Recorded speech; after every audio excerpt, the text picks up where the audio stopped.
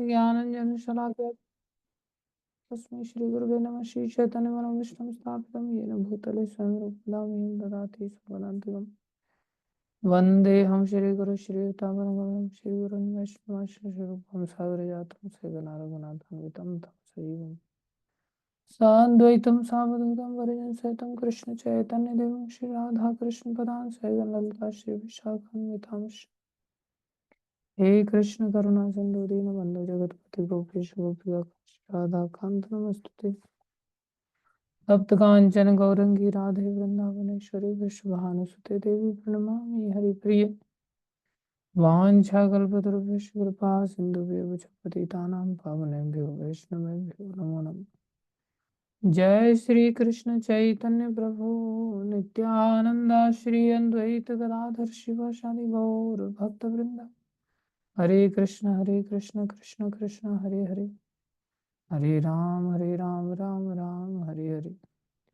हरे कृष्ण कृष्ण कृष्ण हरे हरे, हरे राम राम राम हरे हरे। हरे कृष्ण कृष्ण कृष्ण हरे हरे, हरे राम राम राम हरे हरे। गुरुवे गौरचंद्राय राधिकाय तदालये कृष्णाय कृष्ण भक्ताय तद्भक्ताय नमो नमः।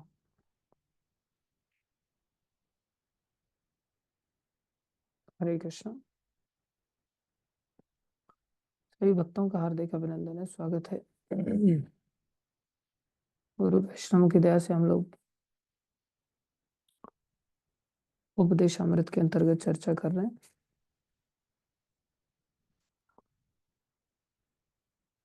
जिसमें हम लोग दूसरे श्लोक में प्रवेश कर चुके हैं।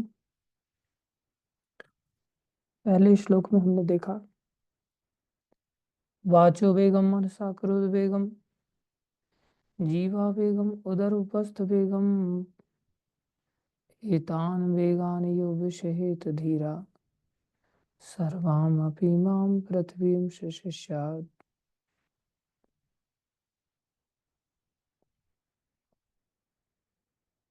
अगर हमें साध्य वस्तु के रूप में भगवान श्री कृष्ण की प्राप्ति करनी है तो ये अत्यंत आवश्यक होगा हमारे लिए कि हम साधन भक्ति में लगे। और साधन भक्ति के बीच में जो बाधाएं आती हैं जिससे हमारी भक्ति नष्ट हो जाती है प्राय, तो ये सभी वेग है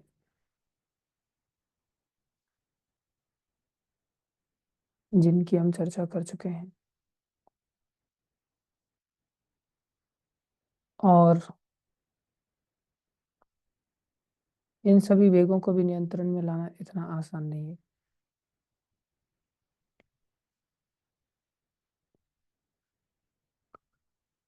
बिना इसके काम भी नहीं चलेगा।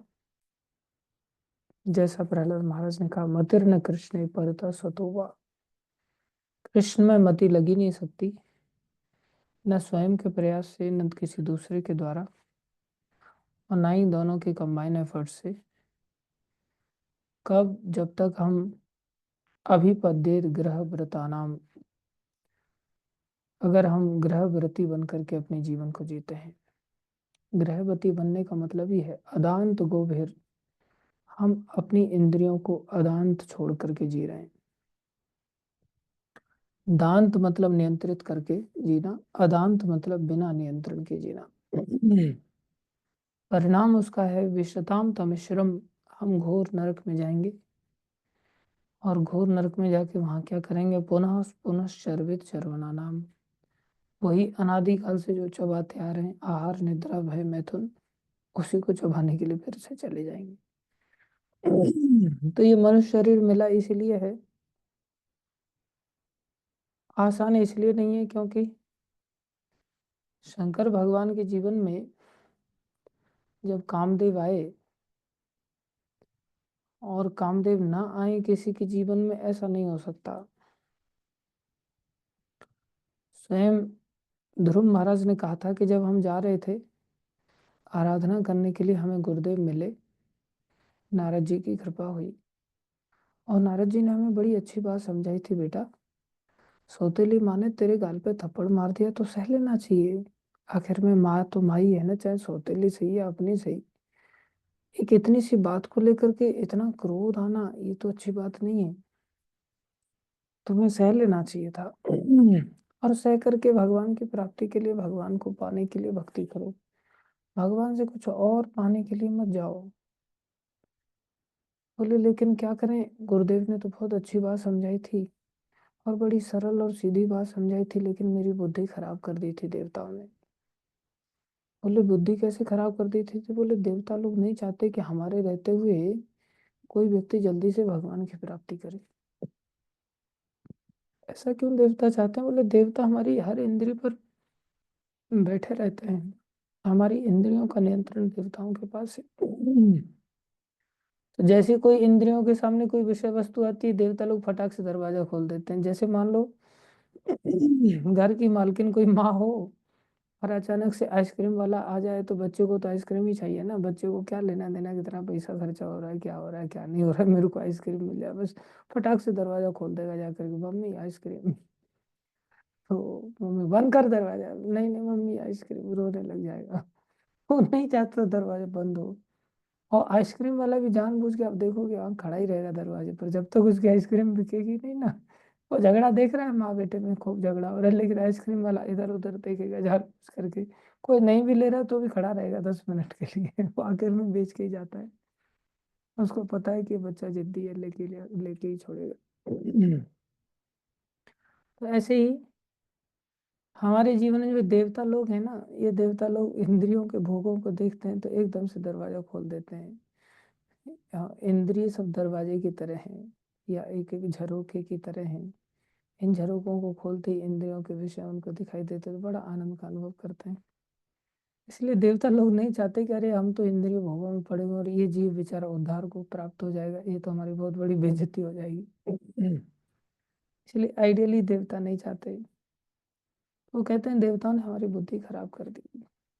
और ऐसा ही सब व्यक्तियों के जीवन में होता है। जो कोई भी थोड़ा सा भी साधन मार्ग में चलेगा, साध्य वस्तु कृष्ण को पाने का प्रयास करेगा, उस प्रत्येक व्यक्ति के जीवन में ऐसा संभव नहीं है कि देवताओं के द्वारा उसके सामने कुछ लड्डू ना लुढ़काए जाएं, या किसी न किसी प्रकार का वेग अर्थात तूफान उसके जीवन में ना लाया जाए।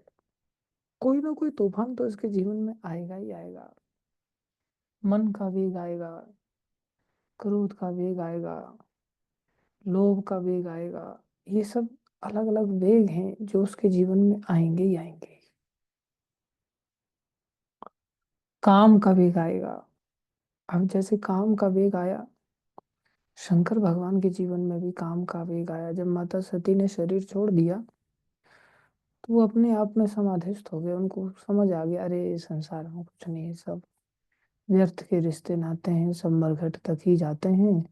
फिर हंस अकेला करता कूच बेचारा, दुनिया में कौन तुम्हारा। गुरु महाराज बड़े सुंदर शब्दों में समझाते हैं। तो ऐसा सोच करके वो बिल्कुल समाधिस्थ हो गए, लाखों वर्षों की समाधि में बैठ गए एकदम से। उनको कोई याद नहीं कि सती मरी, क्या हुआ क्या नहीं हुआ। पूरी तरह से अपने आप को मर्ज कर लिया उन्होंने। इधर क्या हुआ, सृष्टि के अंदर एक बहुत भयानक असुर था, उसका नाम तारकासुर था।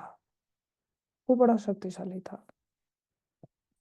जैसे हिरण्यकश्यप हुआ, असुर लोग क्या करते हैं ना, आसुरी वृत्ति ऐसी होती है कि वो अपने तौर तरीके से अपने आप में ऐसा सिस्टम क्रिएट करते हैं कि जैसे हम मरे नहीं। अब जैसे हिरण्यकश्यप था, उसने बोला कि भैया मेरे को अमरता का ही वरदान दे दो। बोले वो तो संभव है नहीं भाई। बोला हम खुद ही अमर नहीं, तुम्हें कहाँ से बना दें। तो बोले ठीक है दूसरे वरदान दे दो। बोले दूसरा ले लो कुछ भी। ठीक है, ना घर के अंदर मरो ना घर के बाहर, तथास्तु। न जमीन पर मरो ना आकाश में। बोले ठीक है दे दिया। न दिन में मरो न रात में। बोले ठीक है ये भी दे दिया। न अस्त्र से मरो न शस्त्र से मरो। ठीक है ये भी दे दिया। आपकी पूरी 84 लाख योनियों में किसी भी योनि से ना मरो। ठीक है वो भी दे दिया। कितना चतुर था। अगर हम, हाँ, हंस सकते हैं कई बार ऐसी उसकी चतुराई को लेकर के कि हाँ भाई बहुत ज्यादा चतुराई थी, लेकिन भगवान ने सब चतुराई पर पानी फेर दिया उसके। भगवान ने जंघा पर बिठा लिया उसको, देख ले, न जमीन पर है न आकाश में है, जंघाओं पर है। अभी देख लो, न तुम घर के अंदर हो न घर के बाहर हो, दरवाजे पर हो। अभी देख लो, न सुबह है न रात्रि है, मतलब न दिन है न रात है, गोधूली वेला है, संध्या वेला है। अब दिखा दिया, न अस्त्र है न शस्त्र है, तुम्हारा नाखूनों से भेदन किया जा रहा है। और यहाँ भी भगवान ने, देख लो, 84 लाख योनियों में कोई शरीर नहीं मेरा ऐसा, न मैं शेर हूँ न मैं नर हूँ, नरसिंह रूप लेकर के भगवान ने उसका भेदन कर दिया। सारी शर्तें भगवान पूरी कर देते हैं। हम सभी भी देखा जाए ना, वो छोटे छोटे हिरण्यकश्यपु हैं जो अपने अपने ऐसे इंतजामों में लगे रहते हैं कि ऐसे तो हम तपस्या करने कहीं जाते नहीं, वरदान वरदान का झंझट हम रखते नहीं। हम सोचते हैं यहाँ भी दरवाजा लगाओ, यहाँ से भी कोई सांप वाप ना आ जाए, यहाँ भी खिड़की लगाओ। अच्छा, एक काम करो, बैंक बैलेंस भी डाल दो। एक काम करो, मेडिकल का एक आयुष्मान कार्ड बनवा लो। एक काम करो, LIC पॉलिसी खोल दो, जीते जी और मरने के बाद भी साथ में चलेगा, ऐसे करके। और चलो, इससे भी एक डॉक्टर से ही शादी कर लेते हैं, कम से कम कभी ना कभी तो। अच्छा, हार्ट अटैक वगैरह कुछ है, चलो फर्स्ट एड बॉक्स घर में ला करके रख लो, एम्बुलेंस की व्यवस्था, नंबर वगैरह ले लो सब। ये सब हमारे जितने भी अरेंजमेंट है ना, ये सब एक प्रकार से हिरण्यकश्यप का मिनी वर्जन है, जो हम सभी चाहते, भगवान दिखाते, देख लो, तुमने सांप से मरने का उपाय किया, देखो सांप तो नहीं आया। फिर क्या आया, बोले लोहे की कील घुस गई थी, उसकी वजह से टिटनेस हो गया और उसकी वजह से चलते बन रहे हो अभी आप। तो ऐसे भगवान जो इंतजाम करता है, भगवान उस इंतजाम के भी बाप बन करके आ जाते हैं। और उसको कहीं ना कहीं से उठा करके लेके चले जाते हैं। तो हमारे जितने भी प्रयास हैं, वो सभी हिरण्यकशिपु एंड कंपनी की तरह हैं। तो तारकासुर जो था, उसका भी प्रयास कोई कम नहीं था। उसने तरह तरह के वरदान मांगे। तो बाद में उसने पूछा कि अच्छा, मैं कब मरूंगा कैसे, फिर ये बताइए। तो फिर ब्रह्मा जी बोले कि तुम्हें शंकर जी के पुत्र के द्वारा मारा जाएगा। अब तो वो बड़ा खुश हो गया कि शंकर जी का तो पुत्र ही नहीं होगा, सती पहले ही मर गई हैं और शंकर जी समाधिस्थ हो गए हैं। अब वो तो भजन में साधारण है नहीं, वैष्णव नाम यथा शंभु हैं। अब तो भक्ति में इतने तल्लीन है ना, उनको तो कोई चिंता है नहीं, उनके अंदर तो कोई विषय जागृत होगा नहीं, और इधर सब सती है नहीं, तो फिर कैसे उनका पुत्र, उनका तो पुत्र होगा ही नहीं। तो उसने सोचा मैं तो कभी मरूंगा ही नहीं। वो तो अपनी आराधना में तल्ली थे, लेकिन देवता लोग बेचारे घबरा गए। देवता लोग बोले हमारा काम तो बिगड़ बिगड़ गया, हम बेघर होकर के ऐसे भटकते रहना पड़ेगा जीवन भर, अनंत काल तक। दुखी हो गए देवता लोग। देवताओं ने बोला भैया, वरदान है तो कुछ ऐसा करो कि शिव जी का तप भंग किया जाए। और ये सबके जीवन के साथ होगा, ये ध्यान रखना चाहिए हम सभी को। कामदेव हर व्यक्ति के जीवन में जो भी तपस्या करेगा, जो भी भगवान से मिलने का प्रयास करेगा, अवश्य आएंगे, अवश्य आएंगे, अवश्य बेव आएंगे। इसको कोई नहीं रोक सकता। तो आए कामदेव, और उन्होंने, उनके पास 5 बाण हैं, पांचों के पांचों बाण उन्होंने शंकर जी के ऊपर चला दिए। शंकर जी की तपस्या हिल गई, और शंकर जी ने देखा। तो शंकर जी, हम लोग होते तो बोले शांति से माला रख देते, चुपचाप बोले अभी माला रख देते, चलो चलो चलो तुम्हारे साथ, थैंक यू। तो शंकर जी को ऐसा नहीं, शंकर जी को क्रोध आ गया। उन्होंने देखा, अरे तेरा ये दुस्साहस। कई बार हम दूसरों के सिर पर माथा फोड़ देते हैं या मटका फोड़ देते हैं, तेरी वजह से मेरा ये हो गया, तेरी वजह से मेरा ये हो गया। किसी की वजह से कुछ नहीं होता। सबके जीवन में कामदेव का आगमन होगा, सबके जीवन में क्रोध देव का आगमन होगा, सबके जीवन में लोभ का आगमन होगा। तो लोभ का देवता आएगा, क्रोध का देवता आएगा, काम का देवता आएगा। ये सब देवता लोग हमें निश्चित रूप से वेग ऐसा देंगे जो समुद्र की तरह होगा, जिसको सहन करना इतना सहन नहीं होता, आसान नहीं होता। कामदेव के बाणों से विकल होकर के शंकर भगवान ने नेत्र खोले और क्रोधित हो गए। हालांकि कामदेव को तो जीत लिया उन्होंने, लेकिन कामदेव को देखते ही उन्होंने भस्म कर दिया। कामदेव का पुत्र है क्रोध, जब काम की पूर्ति नहीं होती तो क्रोध आता है। जितने भी चीजें हैं सब काम के ही बेटा बेटी हैं। काम, क्रोध, लोभ, मोह, मद, मत्सर, ईर्ष्या, दंभ, कपट, ये सब काम की ही संतानें हैं। ये दो लाइनें चलती हैं काम की।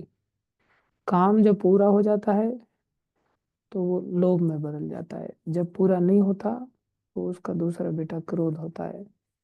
तो एक लाइन इच्छा पूरी वाला है और एक लाइन इच्छा पूरी नहीं होने वाला है।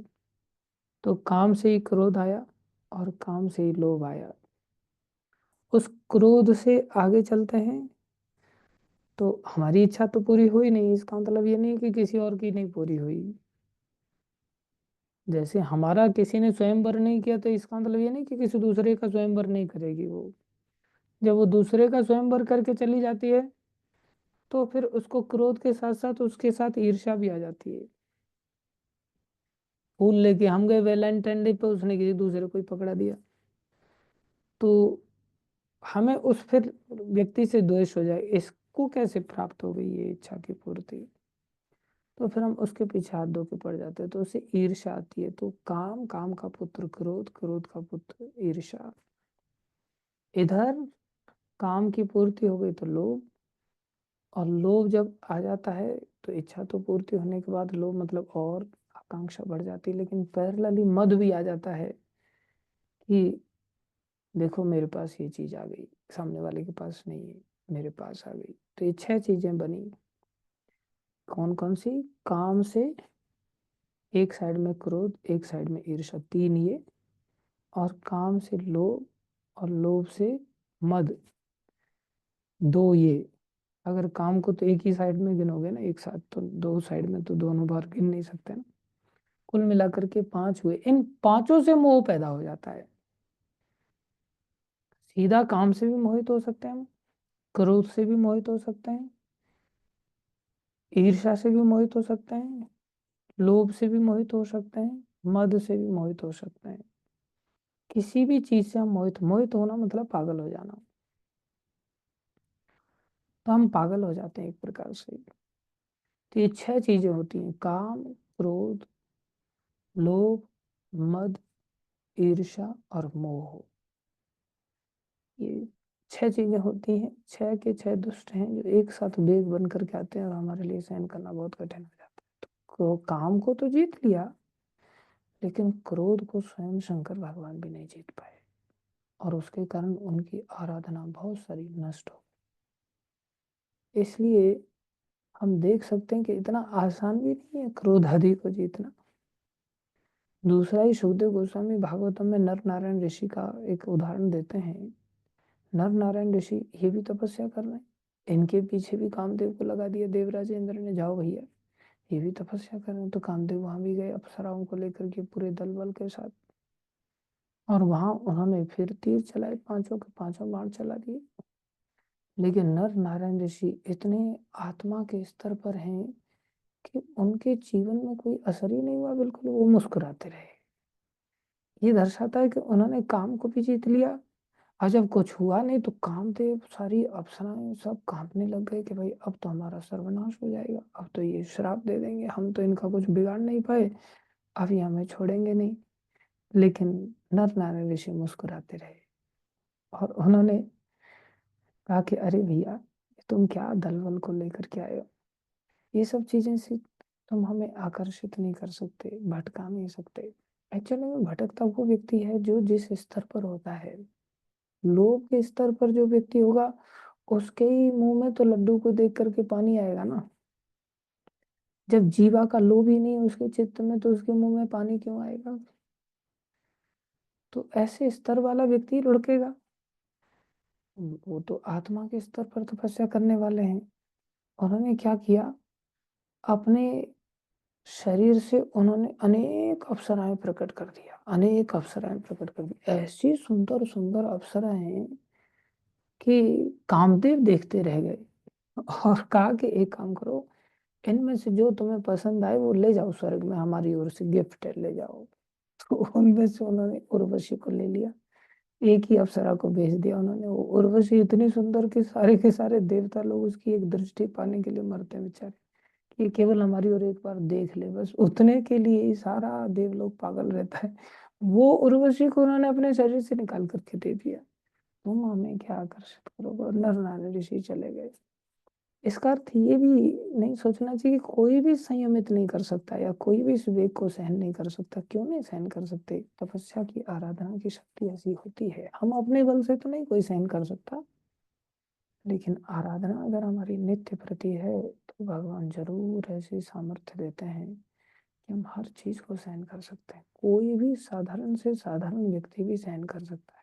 कोई कहे कि आप इतने बड़े बड़े उदाहरण दे रहे हैं और हम तो कहीं मक्खी मच्छर भी नहीं है। हाँ, ये बात ठीक है, भगवान ने भी ये घोषणा किया है, बोले भक्तिवंत अति नीचो प्राणी। अगर भक्ति से युक्त अगर प्राणी कोई है, और भक्ति से युक्त चाहे नीच है चाहे चींटी भी क्यों नहीं है, भगवान कह रहे हैं वो मेरे को प्राण के समान प्यारा है। और भक्तिहीन विरंच के मोही, अगर भक्ति से हीन व्यक्ति है और उस ब्रह्मा भी क्यों नहीं है, बोले सब समान, हाँ मेरे को प्रिय मम सोई, बोले वो सब जीवों के समान मेरे को प्यारा है। अर्थात वो चींटी से ज्यादा प्यारा नहीं, जितनी चींटी मेरे को प्यारी है उतना ही ब्रह्मा भी मेरे को प्यारा है। भगवान के लिए तो सब बेटा बेटी है ना, चाहे कोई ब्रह्मा के पद पर है या कोई चींटी की पोजीशन पर है, कोई किसी भी स्तर पर है।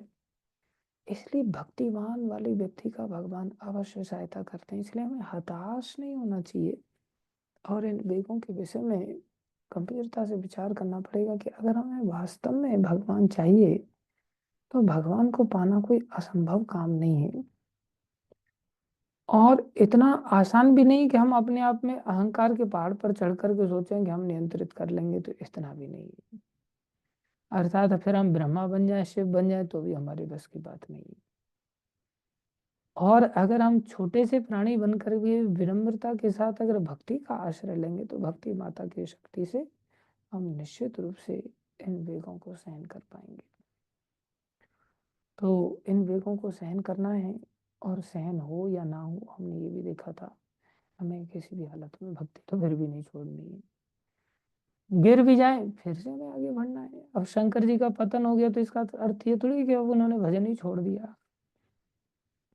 क्रोध आ गया उनको, उनकी भक्ति का एक प्रकार से नाश हुआ उस समय में, लेकिन इसका अर्थ ये नहीं कि भक्ति छोड़ दी उन्होंने, फिर भक्ति में लगे, फिर अपने आप को उन्होंने ऊपर उठा लिया। विश्वामित्र मुनि है, भगवान के गुरु हैं, कितने बार पतन हुआ, एक बार काम के चक्कर में हुआ, एक बार क्रोध के चक्कर में हुआ, लेकिन फिर भी अपने आप को भक्ति थोड़ी छोड़ा। तो जीवन में सबसे पहली बात हमें ये चीज समझनी चाहिए कि हम भगवान के अंदर दोष ना देखें कि भगवान मेरे ऊपर कृपा नहीं कर रहे हैं, भगवान मेरे को दर्शन नहीं दे रहे हैं, भगवान कब मिलेंगे, मैंने इतने लंबे समय से इतनी माला किया, ये किया वो किया, लेकिन क्या हमने वेगों को सहन किया? अगर वेगों को सहन नहीं कर पाए तो बार बार हम लुढ़क ही रहे एक प्रकार से। इसलिए हमें विनम्रता पूर्वक भक्ति को करते रहना है। दूसरा श्लोक बता रहे हैं, बोले 6 चीजें ऐसी हैं जिससे हमारी भक्ति का नाश हो जाता है। जब कोई व्यक्ति इन वेगों को सहन करते हुए आगे बढ़ता है तो इन 6 चीजों से भी उसको बचना पड़ेगा, किसी भी हालत में बचना पड़ेगा। कौन सी 6 चीजें? अत्याहार, प्रयास, प्रजल्पो, नियमाग्रह, जन संघर्ष, लोलम च षड्वीर भक्ति विनश्यति। तो ये 6 बातें हैं जिनसे भक्ति का नाश होता है, और हर 6 बातों में से एक एक बात ऐसी है कि जो पूरी तरह से आप उसे नेग्लेक्ट नहीं कर सकते। अब जैसे आहार है तो इसमें अति आहार शब्द है। आहार मतलब ग्रहण करना, आहार्यते इति आहार हमने चर्चा किया था, अंदर लाना किसी भी चीज को। अब वो इंद्रियों के माध्यम से अंदर लाते हैं तो वो आहार ही है हमारा। और ना केवल इंद्रियों के माध्यम से हम अपने अंदर चीजों को लाते हैं, अपने मन के माध्यम से भी अंदर चीजों को लाते हैं हम। इसलिए मन को भी इंद्रियों का स्वामी कहा गया है। अभी जैसे हम लोग हरी चर्चा कर रहे हैं, ये क्या है? बोले बुद्धि के माध्यम से हम चीजों को अंदर ले जाने का प्रयास कर रहे हैं। ये भी क्या है? बोले ये भी आहार है। अहंकार के माध्यम से भी हम चीजों को अंदर लेकर के आते हैं। अहंकार के कारण हमारा ईगो बढ़ाते हैं, हम ईगो का एक प्रकार से अभिमान का हम आहार करते हैं। जो हम अभिमान का, हमारा एक एक प्रयास जो अभिमान को बढ़ाने वाला होता है वो क्या है? अभिमान का आहार है। इसलिए हर आहार को, अब जैसे अभिमान का मतलब जहाँ मैं मेरा जुड़ जाए, हाँ भाई ये मकान मेरा हो गया तो ये क्या किया हमने, ये भी मेरा हो गया, ये गाड़ी भी मेरी हो गई, बंगला भी मेरा हो गया, अब मैं, हाँ, इस नौकरी का मालिक बन गया, इस नौकरी का पद मेरे को प्राप्त हो गया। ऐसे कोई भी चीज की प्राप्ति जो है ना, ये क्या है? अब ये नाक के माध्यम से तो हम मकान को ग्रहण नहीं करेंगे ना, कानों के माध्यम से ग्रहण नहीं करेंगे। हम मकान को किसके रूप में ग्रहण कर रहे हैं? अहंकार के रूप में। अभी तक मेरे पास मकान नहीं थे, अब मैं इतनी जमीन का मालिक बन गया, मेरी इस जगह पे यहाँ फ्लैट है, वहाँ फ्लैट है, मेरे पास यहाँ गाड़ी है, वहाँ गाड़ी है। इस तरह से हम, हाँ, इंद्रिय, मन, बुद्धि, अहंकार, हर स्तर पर अपना आहार लेने का प्रयास करते हैं। तो आहार के बिना भी काम नहीं चलेगा, लेकिन समस्या अति आहार को लेकर के है। अब जैसे प्रयासस्य, तो बोले प्रयास से भी भक्ति नाश हो जाती है। ये कैसी बात है? दुनिया तो बोलती भाई प्रयास करो, प्रयास करो, रात दिन हम प्रयास जैसे शब्दों को श्रवण करते हैं। बोले हाँ भैया, प्रयास से भी भक्ति नष्ट हो जाती है। तो क्या मीनिंग इसका निकालें? फिर तो हाथ पे हाथ रख करके बैठना होगा क्या? बोले नहीं, जैसे आहार को हम नहीं छोड़ सकते, लेकिन अति आहार वर्जन है।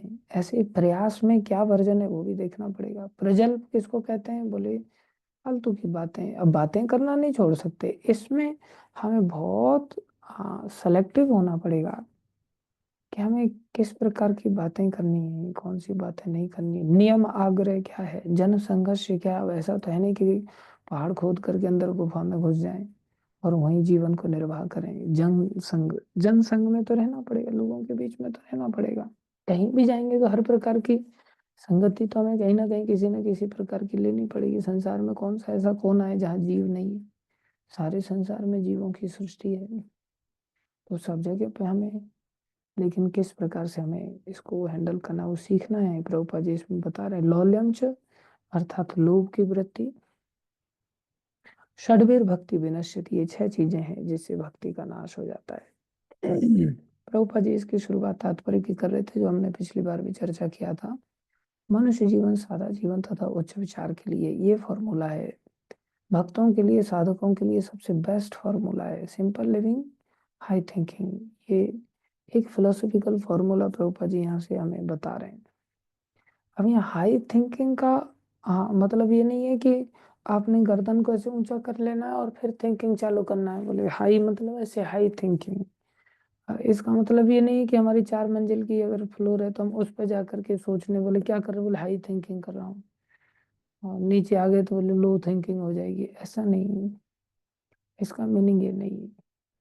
इसका मीनिंग है कि हमें, हाँ, हायर रियलिटी क्या है संसार की। जैसे, हाँ, भक्ति विनोद ठाकुर वो अपने भजन में लिखते हैं कि नाम बिना के चुनाई का आर 14 भुवन माजे। 14 लोकों में भगवान नाम के अतिरिक्त, बोले, और कुछ सार वस्तु है ही नहीं। वो एक हाई थिंकिंग है, हम कह सकते हैं। और जैसे गीता में भगवान ने स्वयं बताया, हाई नहीं, हायर ही नहीं, बोले हाईएस्ट क्या है? भगवान ने कहा मत्तः परतरम न अन्यत किंचित अस्ति धनंजय मयि सर्वम इदं प्रोतम सूत्रे मणि घनाय। वो बोले हाईएस्ट तो बोले मैं ही हूँ, मत्तः परतरम, मुझसे और ऊपर कोई फ्लोर है ही नहीं, मुझसे और ऊपर कोई है ही नहीं, मुझसे श्रेष्ठ और कोई है ही नहीं। तो high thinking means, highest thinking means भगवान श्री कृष्ण को लेकर के हम विचार करें। That is called high thinking.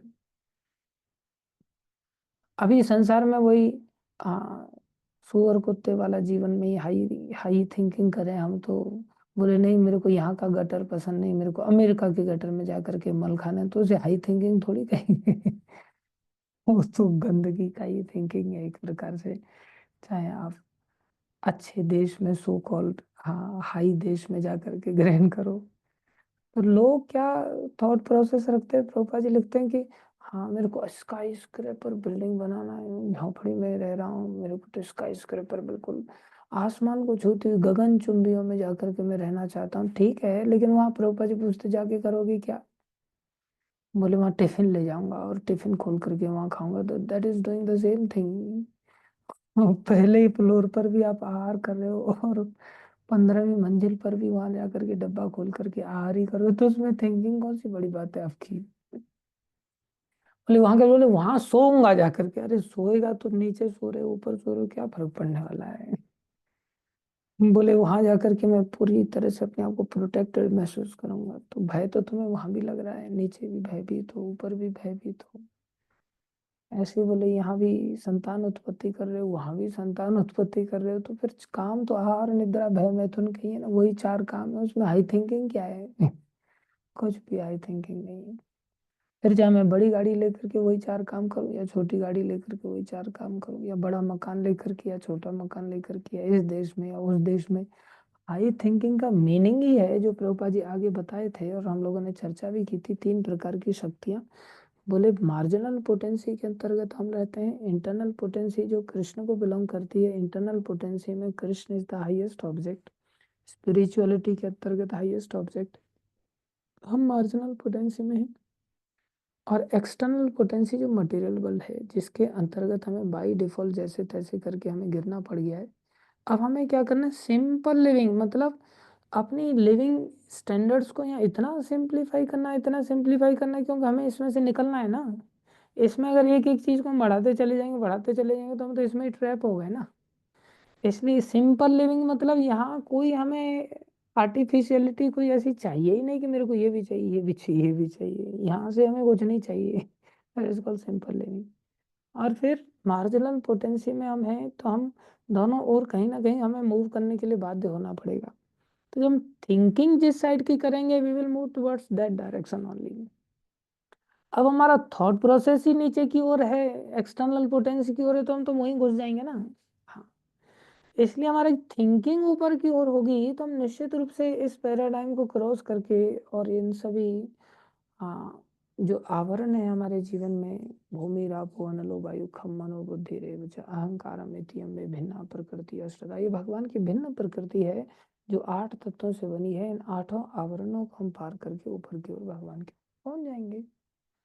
तो उसके लिए हमें तीनों शक्तियों की इस स्थिति को ध्यान में रखना होगा, और भगवान श्री कृष्ण की भक्ति में जीवन के बारे में हमें सोचना पड़ेगा, और जो ऐसा सोचता है उसी को महात्मा कहते हैं। और इन सब चीज़ों को हम ऑलरेडी चर्चा कर चुके थे।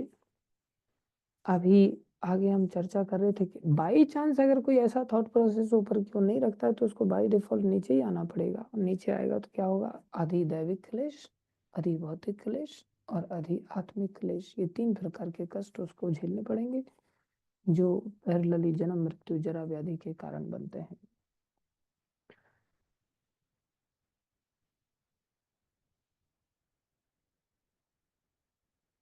यहाँ तक हम ऑलरेडी चर्चा कर चुके थे। अब थोड़ी सी और चर्चा को आगे बढ़ाते हैं। बद्ध जीवों के समक्ष मुख्य समस्या है बारंबार जन्म, बुढ़ापा, रोग तथा मृत्यु का होना। भौतिक जगत में मनुष्य को शरीर तथा आत्मा के पालन हेतु कार्य करना होता है। देखो प्रभुपा जी दोनों बातें करें, शरीर तथा आत्मा के हेतु पालन करना होता है, लेकिन वो ऐसे कार्य को किस तरह करे जैसे वो कृष्ण भावनामृत संपन्न करने के लिए अनुकूल रहे। वो क्या फॉर्मूला है? बोले 6 के 6 कार्य जो प्रभुपा जी ने यहाँ बताए हैं, इन 6 चीजों से हमें इस तरह से अपने जीवन को जीना चाहिए कि हमारे इस फॉर्मूला में हमारा जीवन सेट हो जाए। कौन सा formula? Simple living, highest thinking. सिद्ध नहीं बन पा रहे हैं तो कम से कम हाई थिंकिंग तो करें। भगवान के नाम रूप गुण लीला धाम जन के माध्यम से तो सोचें। तो हमें ये करना पड़ेगा। हर व्यक्ति को अन्न, वस्त्र, धन तथा शरीर के पालन हेतु अन्य जरूरी वस्तुओं की आवश्यकता होती है, लेकिन उसे अपनी वास्तविक मूल आवश्यकता से अधिक संग्रह नहीं करना चाहिए। दैट इज कॉल्ड अत्याहार। मूलभूत आवश्यकता से अधिक संग्रह नहीं करना चाहिए, जिसका हम गुलाब जामुन को उदाहरण ले चुके थे लास्ट क्लास में, शायद आपको याद हो। जो रघुपति प्रभु ने कई सारी गुलाब जामुन खा ली थी क्लास में से जा करके। तो हिस्से में आ रही 2-2 गुलाब जामुन और मार रहे हैं 10-12 गुलाब जामुन, तो इसका मतलब ये क्या है? बोले अत्याहार है।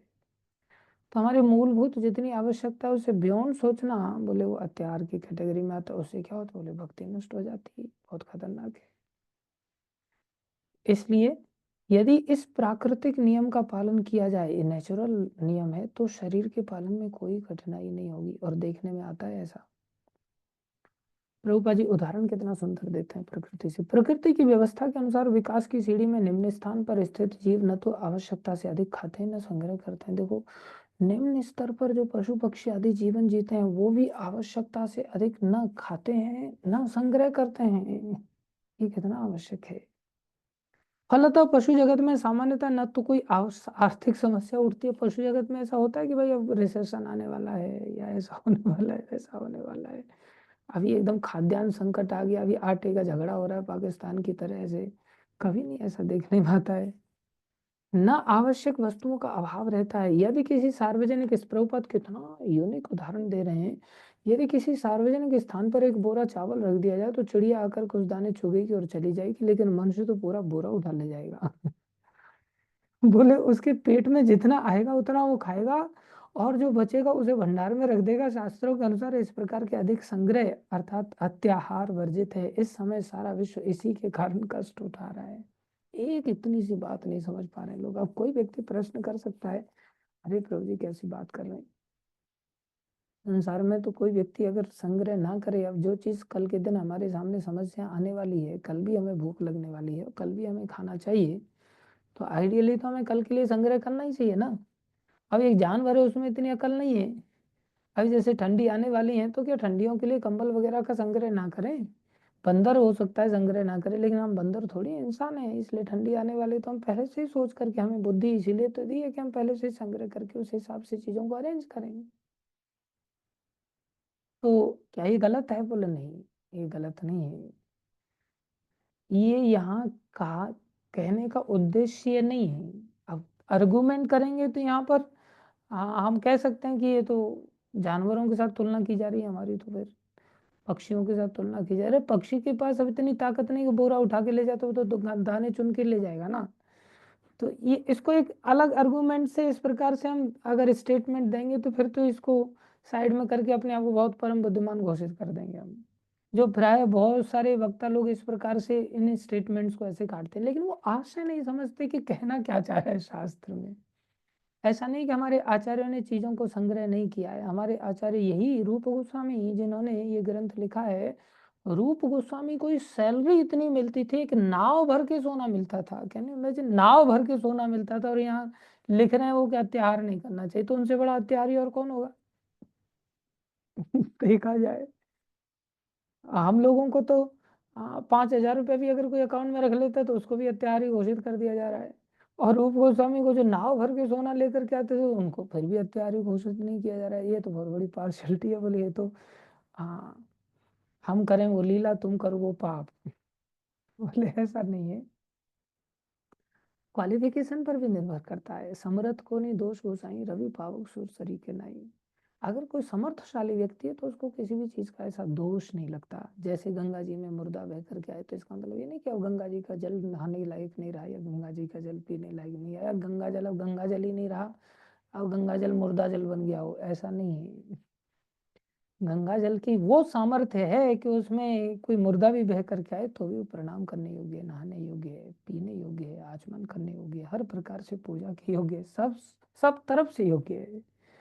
और जैसे अग्नि में किसी को लाश को जलाया जाए तो अग्नि का वो सामर्थ्य है कि वो आपकी आहुति को भी खा जाएगी और लाश को भी खा जाएगी, फिर भी अग्नि अपने आप में सम्माननीय बनी रहेगी। ये नहीं अरे इसको तो लाश लाश डाला गया था और इसने तो मुर्दे को जलाया, अब अग्नि को मैं कभी देखूंगा भी नहीं, अग्नि तो अपवित्र हो गया, ऐसा नहीं। रवि सूर्यदेव हैं। सूर्यदेव क्या करते हैं, मल में से भी पानी खींच लेते हैं, मूत्र को भी खींच लेते हैं, जहां जहां गंदगी का जो भी पानी रहता है, अच्छे पानी को भी खींचते हैं, गंदे पानी को भी खींचते हैं। तो क्या सूर्यदेव दूषित हो गए?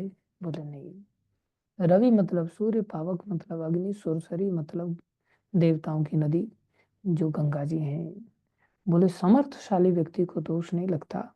जैसे रवि, पावक और सुरसरी हैं, इनके अंदर अगर कुछ ऐसा दोषपूर्ण कार्य भी पाया जाए तो भी ये समर्थशाली हैं।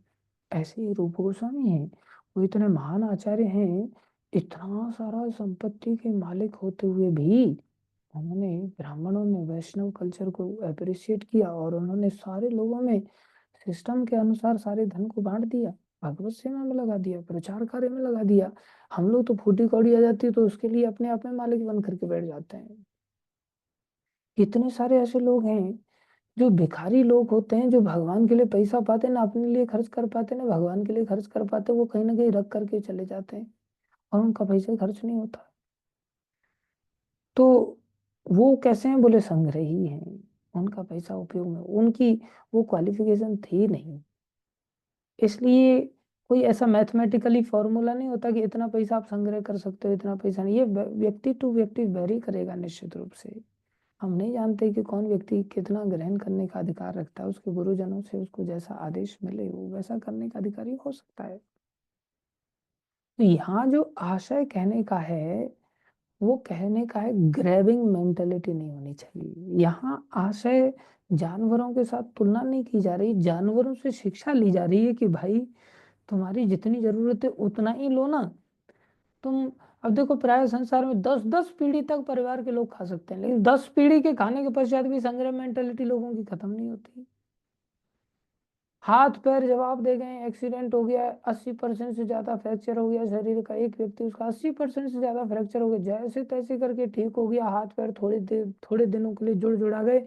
उसमें भी LIC का एजेंट बन करके फोन पे फोन 8-10 उसने चारों तरफ रखे और फोन पे फोन उठा रहा है लोगों से बात, सिर्फ खोपड़ी बची है बस, और खोपड़ी से ही काम ले करके बच्चों के लिए इकट्ठा कर रहा है, जबकि कमी किसी चीज की है नहीं। ऐसे ऐसे केसेस को देखा हमने। तो संसार में ये दर्शाता है कि हमारे अंदर ग्रैबिंग मेंटेलिटी कितनी खतरनाक है। हम हर चीज को भरना चाहते हैं। ऐसे भी लोग देखे जो आश्रम में आकर के संडे प्रोग्राम में आते हैं, मंदिर में आते हैं, कुकिंग करते हैं और कुकिंग के दौरान में मंदिर से मसाले छुपा छुपा के ले जाते हैं। बताओ कितनी हैरान करने वाली बात है। मंदिर से मसाले के डब्बे चोरी चोरी करके ले जाते हैं। बताओ कैसे कैसे लोग। अरे आज से नहीं, अनादिकाल से चला रहा है। प्रभुपा जी के समय में एक प्रभुपा जी के गुरु भाई आते थे और अंग्रेज लोग जो प्रभुपा जी के शिष्य थे प्रभुपा जी का गुरु भाई होने के कारण उनका बहुत सम्मान करते थे। और वो क्या करते थे, बिंदास गुरु भाई हैं तो बहुत सम्मान भी मिलता था उनको, तो अंदर किचन में जाते थे, वहां से घी और चीनी लेकर के जाते थे। होता है कई बार आदमी को चीनी से मीठे से प्यार, जैसे मेरे को मीठे से प्यार है। मैंने जीवन में कभी एक सिंगल डे ऐसा नहीं बीता हो जिस दिन कभी बिना मीठे के मैंने भोजन किया हो। घर पे कभी मीठा नहीं होता था तो मेरे पास चीनी रहती थी घर में, चीनी को मैं पीस करके उसमें घी मिला करके तब खाता था। तो कोई मेरे जैसे महात्मा होंगे तो उनको सूचना दी गई प्रभुपाद जी को उनके बारे में, प्रभुपाद वो आपके गुरु भाई हैं और yes we want to say something about him. Say what do you want to say, बोलो बोलो क्या बोलना है। तो प्रभुपाद जी इज हाँ taking some of the ghee and sugar. तो प्रभुपा जी ने kick him out, Prabhupa ji ने इतना जोर से चिल्लाया उसको लात मार के बाहर निकालो, बोलो इसको चीटिंग करता है, चोर है वो, क्या गुरु भाई है। प्रभुपा जी पहले उनसे बातचीत करते थे। ये क्या है बोले, ये ग्रैबिंग मेंटेलिटी है। भगवान की दया से किसी चीज का अभाव किसी के जीवन में नहीं रहेगा अगर कोई आराधना में लग जाएगा, लेकिन हमारी मेंटेलिटी दूर नहीं होती। इसलिए ये मेंटलिटी के साथ अगर हम अपना जीवन जिएंगे, बस यहाँ से भी हड़प्पा मोहनजोदड़ो की सभ्यता बस मेरे पास इकट्ठा हो जाए, अकाउंट में बस भरता रहे। हर चीज को हम भरना चाहते हैं। मकान को पूरा फर्नीचर से भर देना चाहते हैं, गैरेज को पूरा बढ़िया बढ़िया गाड़ियों से भर देना चाहते हैं, दिमाग को पूरा खोपड़ी को अलग अलग इंफॉर्मेशन से भर देना चाहते हैं, गेट के सामने अपना डिग्रियों का पूरा बैनर लगा करके एकदम डिग्रियों की लाइन लगा करके उस बैनर को भर देना चाहते हैं, अपने आप को पूरा यूट्यूब पर एकदम फॉलोअर से भर देना चाहते हैं। सब चीजों को ये दिल मांगे मोर बस कर लो, दुनिया मुट्ठी में पागल होकर के बस सब चीजों में अपने आप में भरना चाहते हैं। बस आंखों को रूप देख देख करके भरना चाहते हैं, कानों को गाने सुन सुन करके भरना चाहते हैं, जीभ को बढ़िया बढ़िया खा करके भरना चाहते हैं। अरे बाथरूम में भी साबुन की लाइन लगा करके भरना चाहते हैं। एक बाथरूम में हम गए नहाने के लिए, वहां एक बहुत बड़ा अमीर आदमी था, बड़ा सा उसका एक कमरे जैसा बाथरूम, उसमें साबुन और इतने क्रीम रखे हुए थे ऐसा लग रहा था दुकान है पूरा। ऐसे सेंसर लगे हुए थे, कहाँ से पानी आता है यही नहीं पता चल रहा था। काफी देर तो पानी ढूंढने में लग गया कि पानी कहाँ से निकलेगा, कोई टैप वगैरह का सिस्टम ऐसा था ही नहीं, लेकिन भरना चाहता है हर आदमी। अरे कितना भी कुछ भी भर लो भाई, इन सब भरने से कभी मानसिक या आंतरिक संतुष्टि नहीं बन सकती। सिर्फ भरना है तो हृदय को हमें भगवत प्रेम से भरने का प्रयास करना चाहिए, जिसकी ओर किसी का ध्यान ही नहीं जाता। सब पागल हैं, माँ पागल है, बेटा बेटी को बोले बेटी तेरी अभी तक नौकरी नहीं लगी, तूने अभी तक भरा नहीं घर हमारा, बेटा तूने भी घर नहीं भरा, तुम लोग सिर्फ घर को खाली किए हो, ये वो सांप की खोपड़ी में बस इन्हीं सब चीजों से भरना ही सोच रहे हैं कि भाई ये जीवन का लक्ष्य है। अरे इससे हमारी भक्ति नष्ट हो जाती है। हमें केवल भरना है तो केवल कृष्ण प्रेम से अपने हृदय को भरना सीखें। जो हृदय हमारा बिल्कुल सूख गया है, खोखला है, हृदय भर जाएगा ना, तो फिर बाकी किसी भी चीज को भरने की आवश्यकता ही नहीं पड़ेगी। इसलिए अत्याहार का मतलब ये नहीं कि हमने खाना छोड़ देना है या इन चीजों को लेना छोड़ देना है। कोई भी चीज अपनी जगह पे यूटिलाइज की जा सकती है, लेकिन हमारी जितनी नीड है, हमारी जितनी आवश्यकता है उतनी ही, उससे ज्यादा अगर हम संग्रह करेंगे हमारी भक्ति का नाश हो जाएगा। हम क्या करें, सब चीजों को कृष्ण सेवा में लगा दें, बस सब चीजों को कृष्ण सेवा के अतिरिक्त हमें अन्य जगह लगाना ही पड़ेगा। हर चीज या तो माया की सेवा में लगेगी या कृष्ण सेवा में। तो हम माया के लिए रखेंगे, हम चांस क्यों दें। इसलिए जो कुछ भी हमारे पास है सब चीजें कृष्ण के लिए। हमारे पास डिग्रियां हैं कृष्ण के लिए, धन संपत्ति कृष्ण के लिए, मकान दुकानें कृष्ण के लिए, गाड़ी घोड़ा है कृष्ण के लिए, कृष्ण के लिए बिल्कुल तत्पर है। ऐसा नहीं मेरा मन करेगा तब कृष्ण सेवा में लगाऊंगा, नहीं मन करेगा तब तक। बोले कोई ऐसा मिल ही नहीं रहा अभी डिवोटी जो कृष्ण सेवा में ठीक से लगा दे, ऐसा नहीं है। हमें अत्याहार को बहुत अच्छी तरह से इस बात को समझना चाहिए और ग्रैबिंग मेंटालिटी को खत्म करना पड़ेगा, नहीं तो हमारी भक्ति का नाश हो जाए। प्रयास भी शब्द जुड़ा हुआ है अत्याहार से ही। प्रयास मतलब ये प्रयास मतलब एंडेवर करना, मेहनत करना, परिश्रम करना। कोई बोले प्रयास प्रजल, प्रयास को भी भक्ति का नाशक बताया। बोले हाँ, प्रयास को भक्ति का नाशक कब बताया है, जब हम इन सब चीजों की जो आकांक्षा लेकर के ग्रैब करना चाहते हैं उसके लिए जो प्रयास है उस प्रयास को खतरनाक बताया है। अगर हम प्रयास करें भगवान की प्राप्ति का तो उस प्रयास को खतरनाक नहीं बनाया है, उस प्रयास से हमारी भक्ति नष्ट नहीं होगी। अत्याहार के लिए जो प्रयास किया जा रहा है उस प्रयास को खतरनाक बताया गया, उससे हमारी भक्ति नष्ट हो। इसमें और भी बोलेंगे, कल के दिन बोलेंगे। आज के लिए इतना ही। किसी को प्रश्न है तो पूछ सकते हैं।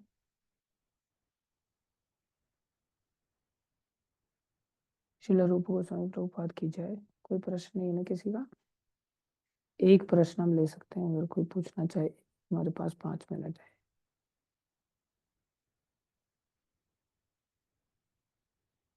वो पेन किधर है।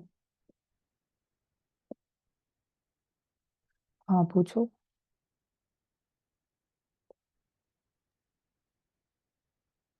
हरे कृष्णा प्रभु जी, दंडवत प्रणाम। प्रभु जी, प्रभु जी, आपने भागवतम क्लास में वो कद्रू वाला जो स्टोरी बता रहे थे, गरुड़ जी वाली स्टोरी, तो उसमें आप बता रहे थे कि हमें जो भी हमारे लाइफ में होता है वो हमारे कर्मों के हिसाब से होता है। और आपने मतलब किसी ने एक बार क्वेश्चन भी पूछा था कि मतलब अगर हम सब ये समझ के सहन करते रहें कि हमारे कर्मों के अनुसार होता है, तो आपने कुछ ऐसा बताया था कि हमें वहीं पे आवाज उठानी चाहिए जितना हमारी अथॉरिटी में हो, जहाँ हम चेंज ला सकते हैं। तो प्रभु जी मतलब मैं ये चीज नहीं समझ पाती कि हम हर चीज सहन करते रहें और बस बोल दें कि ये तो हमारे मतलब कर्म कर्म ही ऐसे होंगे करके। मतलब जैसे उस स्टोरी में था कि हम कर्मों पे छोड़ के और बस सहन करते जाएं और विनम्र बने। मतलब मतलब हमें बोलना नहीं चाहिए क्या, मतलब हम कुछ बोलेंगे और हमेशा सहन कर जाए, इससे तो इंफीरियोरिटी कॉम्प्लेक्स नहीं आ जाएगा हमारे अंदर, ये हम्बलनेस और मतलब इंफीरियर फील करना, ये कैसे अलग अलग होते हैं। मतलब ये चीज कुछ इतनी समझ नहीं आती। हम्म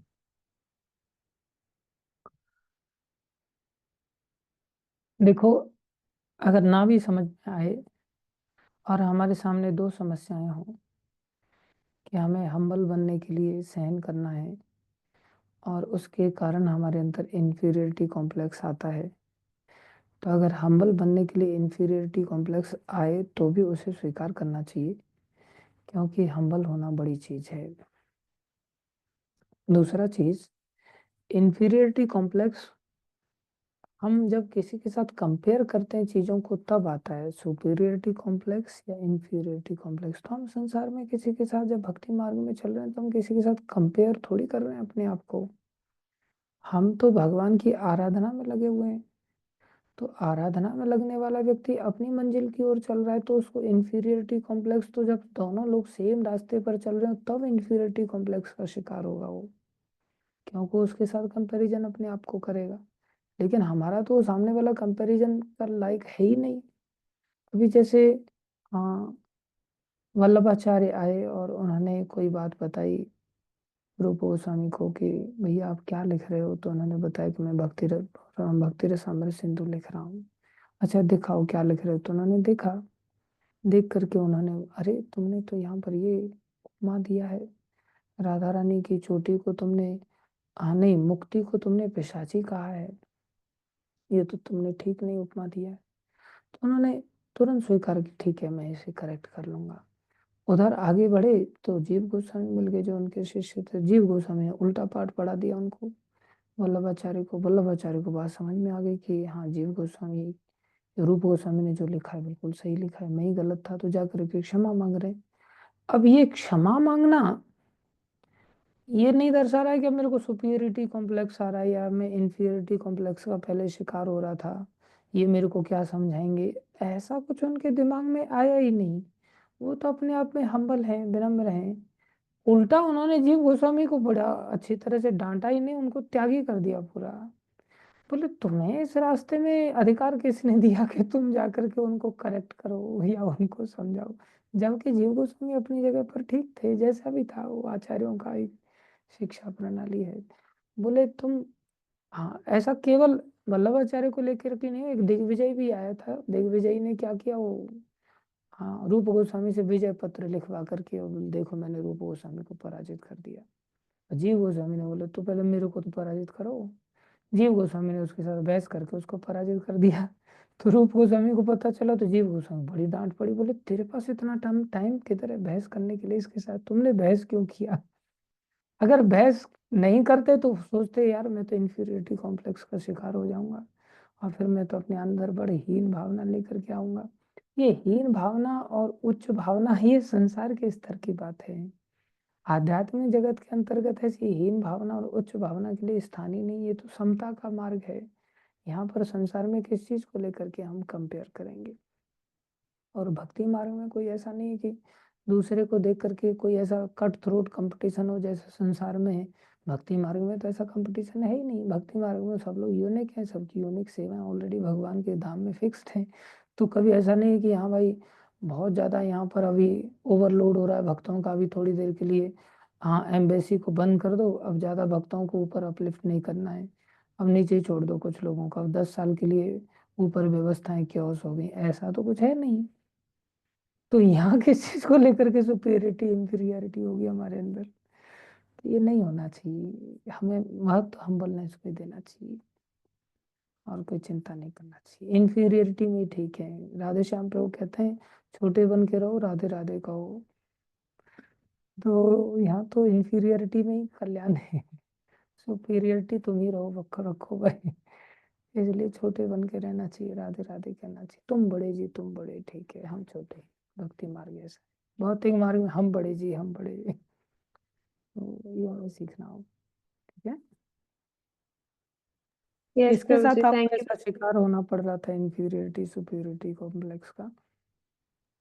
प्रभु जी ऐसे झगड़ा कभी चल कभी रहा खुद में ही लगता है। नहीं प्रभु जी, कभी कभी खुद में ही ऐसा फील होता है। मतलब जब बोलो नहीं तो ऐसे लगता है हम कुछ बोल भी नहीं पा रहे, और इसमें हमारा ही कॉन्फिडेंस कभी कभी ऐसे डाउन होने लगता है। था। बात नहीं, शीशा रख करके सामने बोल लेने का, आमने सामने खूब बोल लेने का, कोई चिंता नहीं। जी प्रभु जी। हरे कृष्ण। यस मुस्कान माता जी।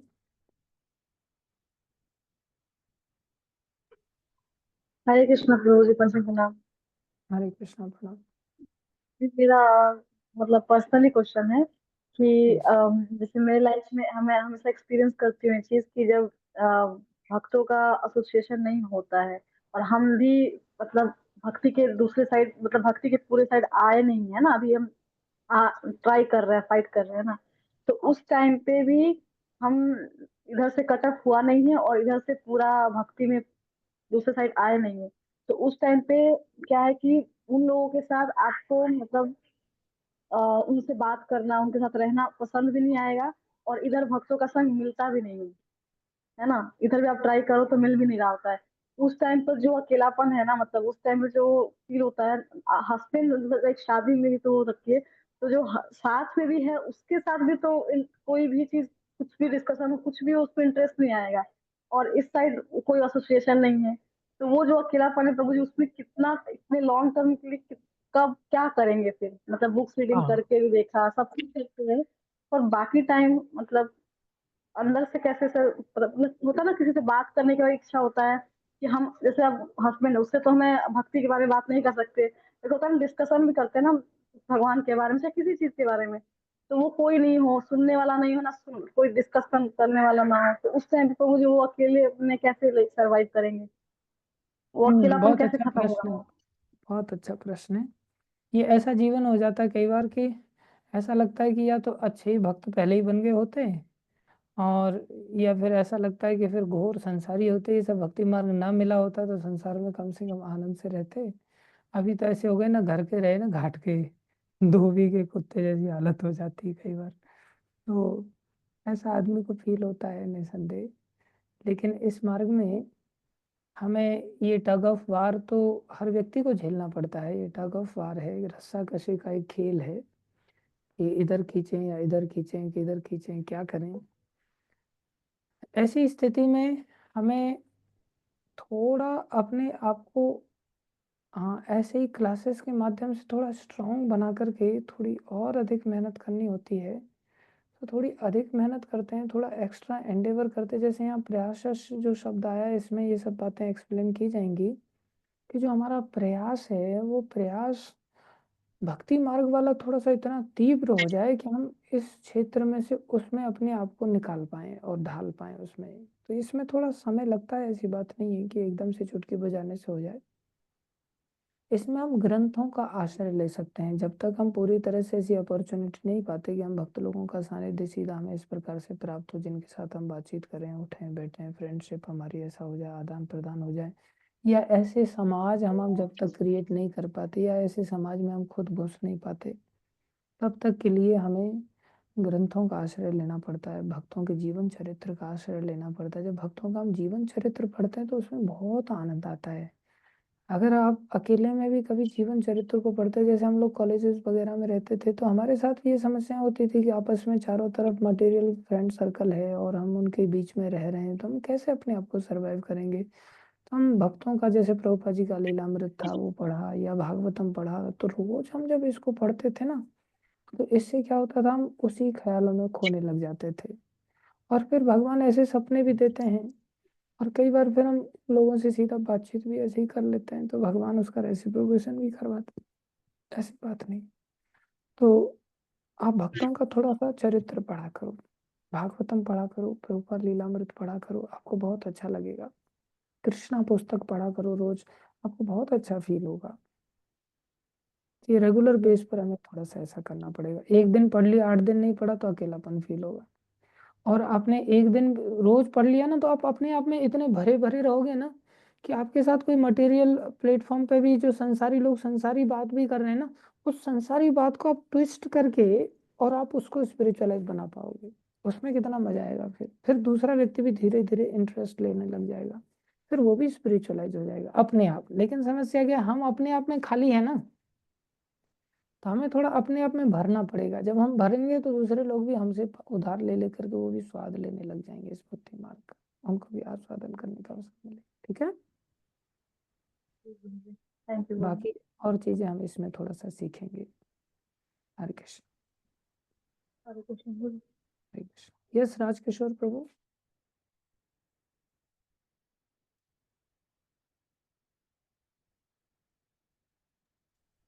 हरे कृष्णा प्रभु जी, सादर प्रणाम। प्रणाम प्रणाम प्रभु जी। प्रभु जी, आजकल जो विभिन्न संप्रदायों के पीठाधीश्वर और मठाधीश लोग हैं, वो समाज सेवा के नाम पर अकूत संपत्तियां इकट्ठा कर रखे हैं। हम्म तो इनको क्या अत्याहार की श्रेणी में लाएंगे या रूप गोस्वामी की हाँ श्रेणी में चले जाएंगे ये? ये बहुत भारी प्रश्न कर दिया आपने। देखो, अकूत संपत्तियां जैसे प्रभुपाद जी के अंतर्गत भी हम देखते हैं, और सारे संसार में प्रभुपाद जी को भगवान ने संपत्ति प्रदान की और वो सब प्रचार कार्य में लगी। प्रभुपाद जी ने एक भी संपत्ति का वारिस अपने पुत्रों को या अपने परिवारीजनों को नहीं बनाया, जबकि उनके परिवारीजनों ने क्लेम किया, लेकिन प्रभुपाद जी ने उनको अपने सामने किक आउट कर दिया और सारी संपत्ति का मालिक ट्रस्ट को बनाया, भगवान को बनाया, और सब सब जगह पर सब संपत्ति का सदुपयोग भगवान की सेवा में करके दिखाया प्रैक्टिकली। तो जो लोग वास्तव में भगवान की सेवा कर रहे हैं और उनके पास भगवान की पुण्य कर्म से, भक्ति करने से या जैसे तैसे करके अगर संपत्ति आई है और सेवा में लग रही है, तो निश्चित रूप से रूप गोस्वामी की कैटेगरी में है। और कोई व्यक्ति उस संपत्ति का दुरुपयोग कर रहा है, चाहे उसके पास अकूत संपत्ति है या बिल्कुल भी थोड़ी सी संपत्ति है, लेकिन अगर भगवान की सेवा में नहीं ले रहा है और संग्रह बना करके वो बैठा हुआ है, तो निश्चित रूप से अत्याहार की कैटेगरी में है। ये तो व्यक्ति टू व्यक्ति वेरी करता है, हम किसी को सीधा नहीं बोल सकते कि अत्याहार की कैटेगरी में है या किसी में। भगवान जानते हैं, उसका हृदय जानता है, उसका गुरु जानता है, और समाज में देखने में भी आता है कि कौन व्यक्ति किस उद्देश्य से क्या इकट्ठा कर रहा है। जैसे गोपालन और विद्यालय या अस्पताल चलाते हैं, इसको भगवान की सेवा मानी जाए? गोपालन वगैरह, विद्यालय वगैरह सब भगवान की सेवा के अंतर्गत आ सकते हैं, अगर उससे उसका उद्देश्य संग्रह नहीं है तो। अगर गोपालन, बहुत सारे ऐसे लोग हैं जो गायों के नाम पर खल इकट्ठी करते हैं और खल का डोनेशन लेकर के ट्रक को गौशाला पहुंचने से पहले ही बेच देते हैं बाहर, और उसमें से पैसा ऐंठ लेते हैं। ऐसे ऐसे लोग, मेरे को ऐसी ऐसी जानकारी मिली तो मैं हैरान हो गया कि ये व्यक्ति भी ऐसा करता है, ये व्यक्ति भी ऐसा करता है। बोले हाँ प्रभु जी, आप नहीं जानते हैं, मेरे विशेष सूत्रों ने मेरे को कुछ बातें ऐसी बताई, तो मैं हैरान हो गया। मतलब ऐसे भी लोग हैं, तो ऐसे बहुत सारे विद्यालय चला रहे हैं, बहुत सारे लोग हैं जो संग्रह वृत्ति के साथ चला रहे हैं। आजकल ज्यादातर ऐसे ही हैं। अब जो भी है, हमें ऐसा नहीं बनना है। दूसरे क्या है, वो तो कलयुग का प्रभाव है, क्या कर सकते हैं। हम अपना बचाव करें, दैट्स ऑल। हम बचाव करेंगे तो ऑनेस्टी बिगिंस एट होम ना, तो सब लोग धीरे धीरे, हाँ, लोकली देन ग्लोबली। हम पहले अपने आप से शुरुआत करें, फिर दूसरे लोग अपने आप ही बदलाव ले आएंगे, है कि नहीं? जी जी जी, धन्यवाद। हरे कृष्ण। हरे कृष्ण। यस, अंशिका माता जी, लास्ट क्वेश्चन। क्लास में। हरे कृष्णा प्रभु जी, प्रणाम। प्रणाम। प्रभु जी, मेरा एक प्रश्न था कि बुरी आदतों से मतलब कैसे उनको चेंज किया जाए, क्योंकि जैसे हमें कई बार आदत लग जाती है क्रोध करने अच्छी, की या कोई भी आदत, तो हाँ, उनको अच्छी कैसे आदत, बदला जाए? अच्छी आदतें डाल करके। जितनी ज़्यादा अच्छी आदतें डालोगे, बुरी आदतों का स्थान खत्म हो जाएगा। इसलिए अच्छी आदत हम नहीं डालते तो बुरी आदतों के लिए जगह बनी रहती है, तो बुरी आदतें कंटिन्यू रहती हैं। तो जितना हम अच्छी आदतों को डाल लेंगे, अपने आप को व्यस्त रखेंगे अच्छी आदतों में, बुरी आदतों के लिए टाइम ही नहीं मिलेगा। ऐसा करना है, ठीक है? Thank you. आज हम बस आधा घंटा बोलने वाले थे, लेकिन आज 10 मिनट और ज़्यादा हो गया, पूरा 1 घंटे के साथ ही। चलो, धन्यवाद। आप सभी का उत्साह को देख करके मजबूरी में बोलना पड़ जाता है। शिला प्रभुपाद की जय, श्री गुरु महाराज की जय, अनंत कोटि वैष्णव वृंद की जय, आप सब भक्तों की जय जयकार। हरे कृष्ण।